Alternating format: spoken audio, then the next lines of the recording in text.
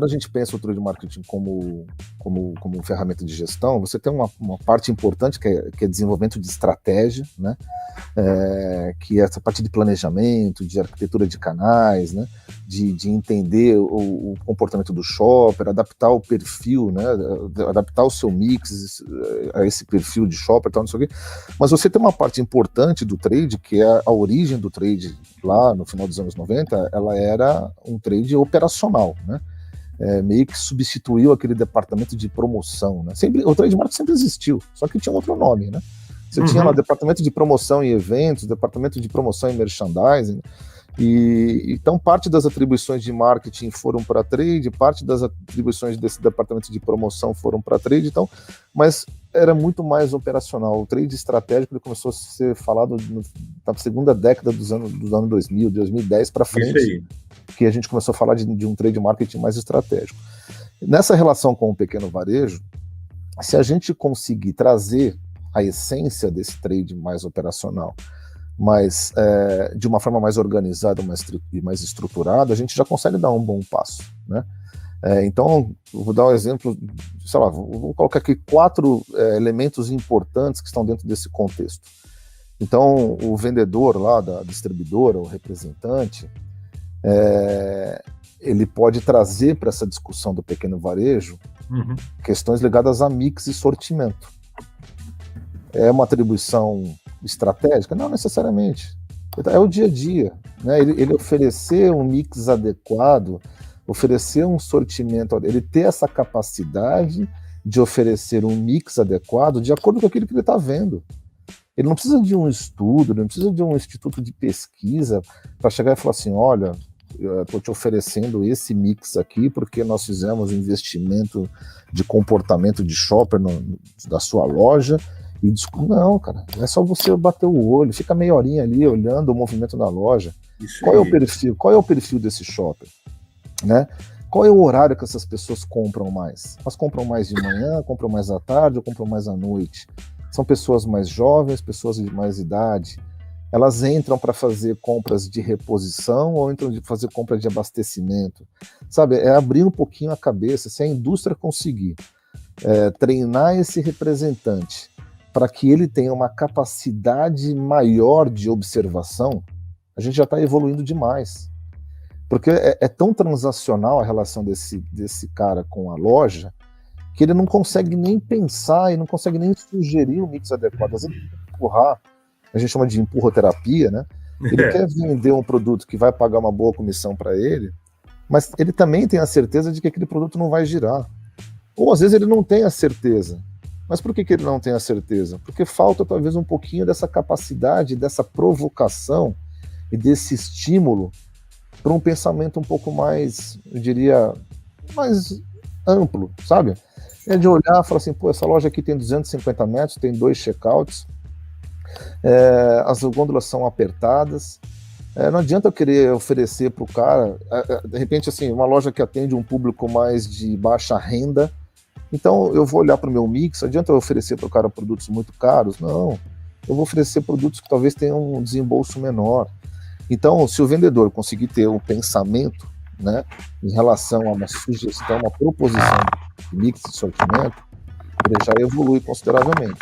Outras atribuições que podem estar dentro desse contexto é a questão do espaço, né, dele ajudar o varejista a repensar o espaço naquela gôndola. E não só pensando na marca dele, mas pensando na categoria. O que o trade marketing trouxe de evolução foi que a gente saiu daquele pensamento único, exclusivo da minha própria marca, do meu produto, mas eu passei a pensar a categoria de uma forma mais ampla. Ou seja, aquilo que a gente costuma dizer, eu tenho uma pizza, e todo mundo, cada um tem um pedaço dessa, tem uma fatia dessa pizza. Então suponhamos que a pizza seja o mercado, ou seja, a categoria, né? Vamos dizer, você tem uma pizza que é a categoria dentro de um varejo. Os pedaços da pizza são as marcas. Se essa pizza reduz de tamanho, ou seja, essa categoria reduz de tamanho, os pedaços de pizza serão menores. Todo mundo vai perder. E o contrário é verdadeiro. Se eu consigo ampliar essa pizza, os pedaços serão maiores, mesmo que cada um continue com o seu mesmo pedaço. Se cada um tiver 8 pedaços, se você aumenta a pizza, aumenta o pedaço. Então, essa visão também de olhar a categoria é uma evolução considerável, né? E o vendedor, ele pode fazer isso, né? Ele chega lá para o dono do estabelecimento e fala assim, cara, você já pensou, de repente, em remodelar o seu espaço? Você já pensou em diminuir esse espaço? Parece que esse produto aqui que você tem aqui não está com um giro bacana. Ele está meio desalinhado com o perfil de consumidor, de shopper da sua loja.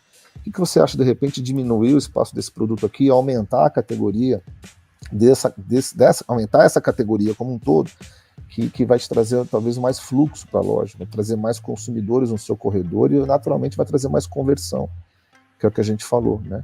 Então o espaço é uma atribuição bacana que a gente pode contextualizar também, né, com uma atribuição desse vendedor. Outra coisa também seria a visibilidade, né?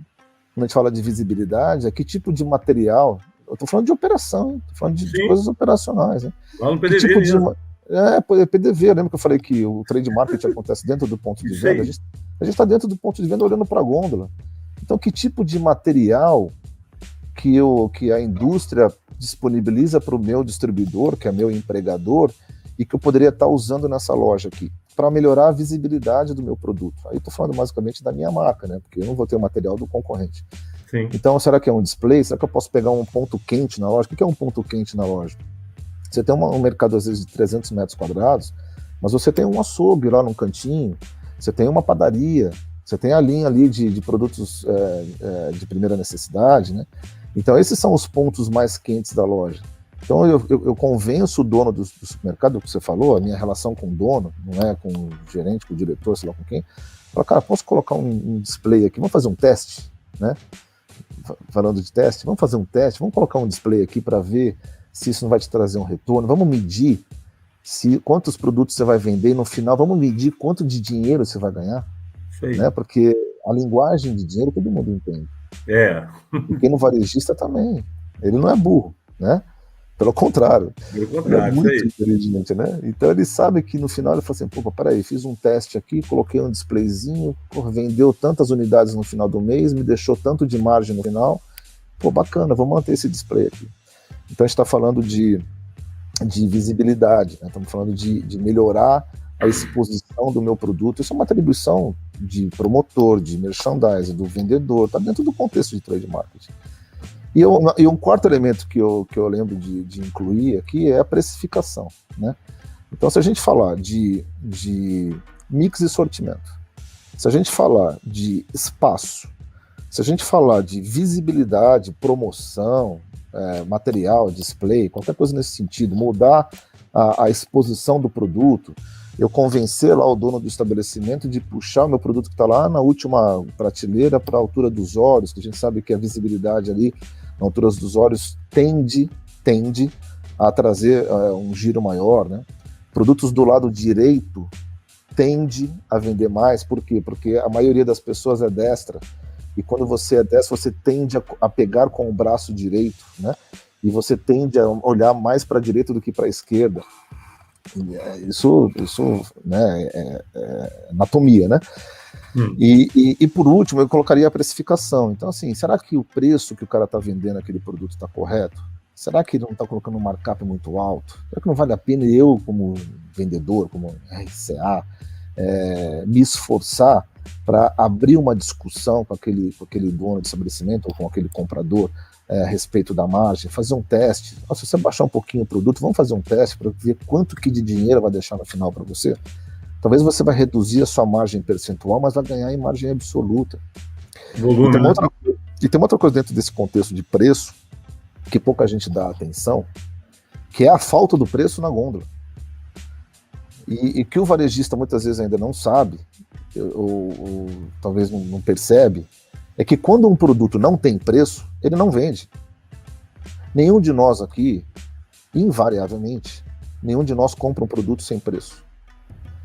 Ou você vai comprar o produto que está do lado, ou você não vai comprar. Esse negócio, não, mas eu pego o produto, vou levar no leitor ótico. Quando tem, porque às vezes não tem leitor, né? É comum no pequeno varejo a gente não ter leitor. Então, eu estou falando, obviamente, que mais do mercado alimentar, né? Na farmácia é um pouco diferente isso. Isso também. Mas a falta do preço, o que se perde de venda o que se deixa de vender pelo simples fato de não ter a tarjinha do preço ali sinalizando é absurdo. Se um dia algum instituto de pesquisa fizer um levantamento disso, vai descobrir que tem milhões de dinheiro perdido nessa história. Então, acho que essas 4 questões que eu abordei são questões totalmente fáceis e factíveis de se cultuar na cabeça de um homem de vendas, né, de um profissional, seja homem ou mulher, enfim. E ele pode, sim, assumir esse papel também do próprio trade marketing e aí atender aquilo que você colocou, que é um grande desafio hoje, de traduzir essa mensagem, de levar essa linguagem de forma mais limpa até o pequeno varejo. Eu me estendi Não, mas foi muito resposta, bom, né? Mas eu acho que a gente acaba pegando outros ganchos aí, né? Fantástico. Foi esclarecedor.